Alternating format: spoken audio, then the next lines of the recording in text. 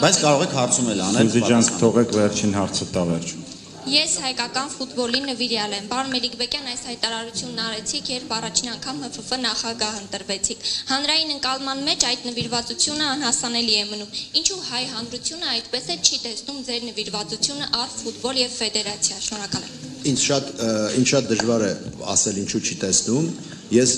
եւս մեկ անգամ պնդում եմ, որ ես հայկական ֆուտբոլի նվիրյալ եմ, եւ ես կներեք անցել եմ այդ ճանապարհը, սկսած որ շատ փոքր տարիքում երբ ֆուտբոլով էի զբաղվում, Հայաստանի ազգային հավաքականների ֆուտբոլիստներին գնդակ էի տալիս, հա, այդ երեխաներից էի 10-12 տարեկանում, 13 վերջացրած նրանով, որ ես Հիմիջեր հիմա այդ կարծիքին եմ մնում, ինչու չի երևում, գուցե դա նաև իմ մեղքն է, գուցե դա նա է, որ իրոք ընկալումը սկսում եւ ավարտվում է Հայաստանում եւ դա նույնպես մեր մեղքն է ազգային հավաքականով եւ չի երևում այնինչ սովորաբար կատարվում է հայկական ֆուտբոլում եւ ես վստահեցնում եմ, որ բացի բազմաթիվ խնդիրներից, օբյեկտիվ, սուբյեկտիվ, որոշակիորեն ուշացված քայլերի, որոշ խնդիրներ, որոնք օբյեկտիվ են, բացի այդ ամեն ինչից, իրոք հայկական ֆուտբոլում կատարվում են բազմաթիվ նախագծեր, բազմաթիվ ծրագրեր եւ ես պետք է հիմա եւ պարտավոր եմ խոստանալ, որ մենք շատ ավելի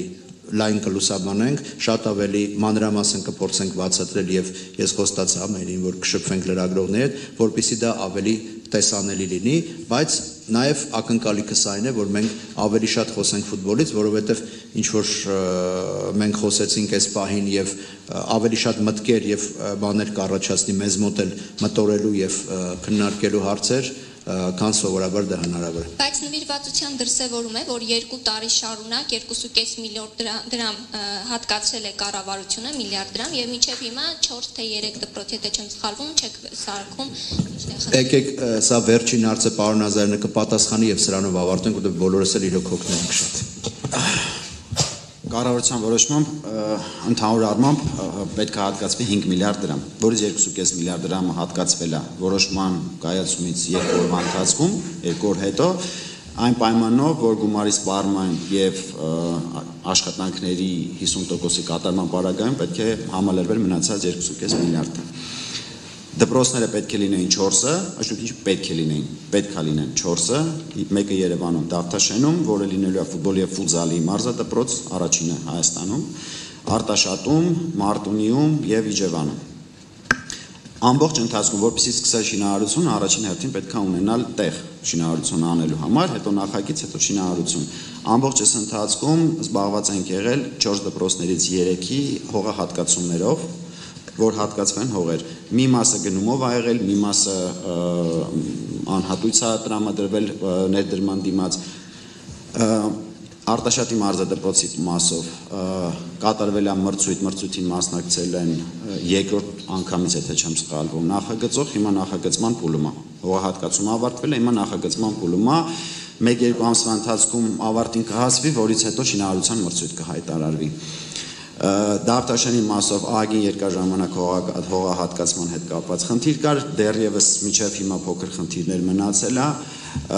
Երրորդ փորձից մրցույթի նոր նախագծող մասնակցեց եւ հիմա նոր սկսել ենք նախագծման արդյունքները։ Այդ ցաղ մրցույթները, որ ասում եմ, արվում է Հայաստանի Հանրապետության պետական գնումների մասին օրենքով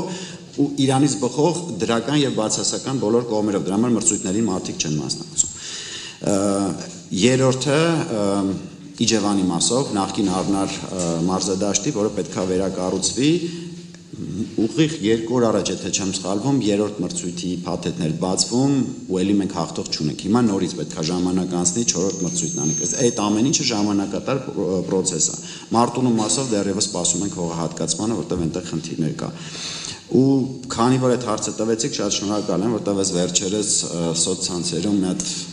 շատ աբսուրդային միտքեր տարածվում, որ ֆեդերացիան վերցրել է 2.5 միլիարդը, դրել է բանկային հաշվի վրա ու տոկոսներ է շահում։ Խնդրում եմ բացել ՀՀ համապատասխան օրենսդրությունը, լիքը նորմեր կան